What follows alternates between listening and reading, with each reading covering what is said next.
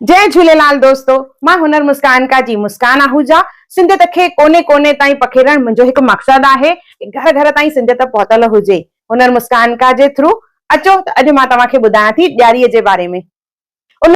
जीअं त असां सिंधी पंहिंजी आजीविका लाइ धंधे वापार ते निर्भर कंदा आहियूं, मतिलबु त दुकान हलाईंदा आहियूं। त हीअ हटरी असां रखंदा आहियूं। हटरी जेको ठहियल आहे अखर हट मां। हट जो मतिलबु आहे दुकान। इहो हिकु दुकान जो प्रतीक आहे। जेॾीमहिल असां लक्ष्मी माता जी पूॼा कंदा आहियूं त दुकान जी बि पूॼा कंदा आहियूं, त दुकान जे प्रतीक जे रूप में असां इहा हटरी रखंदा आहियूं। इहा ठहियल हूंदी आहे छेणे और चीकी मिटीअ जी। ॾिसो, जीअं नज़र न लॻे उन जे लाइ लूणु घुमाइबो आहे, त तीअं दुकान खे नज़र न लॻे उन जे लाइ हिन में विझबो आहे सभिनी खां पहिरियों थोरो सो लूणु।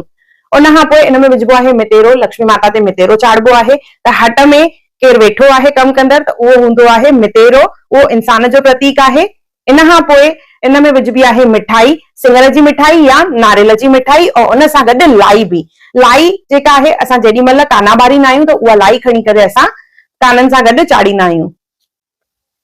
इन खां पोइ ही यंत्र या पत्रिका जंहिंखे चइबो आहे, इहा हट में विधी वेंदी आहे। के पुटरो न ठाहींदा आहिनि त इहा पत्रिका जेका आहे इहा ई दीवार ते लॻाईंदा आहिनि। इहा ब्राह्मण ॾेई वेंदो आहे, न त कंहिं बि बुक स्टॉल ते तव्हांखे इहा इज़ीली मिली वेंदी। जय झूलेलाल। सॼी पूजा विधि जेका आहे मां पहिरियों हिकु वीडियो में ॾेखारे चुकी आहियां। उनजी लिंक डिस्क्रिप्शन बॉक्स में आहे, उहा ज़रूर चेक कजो।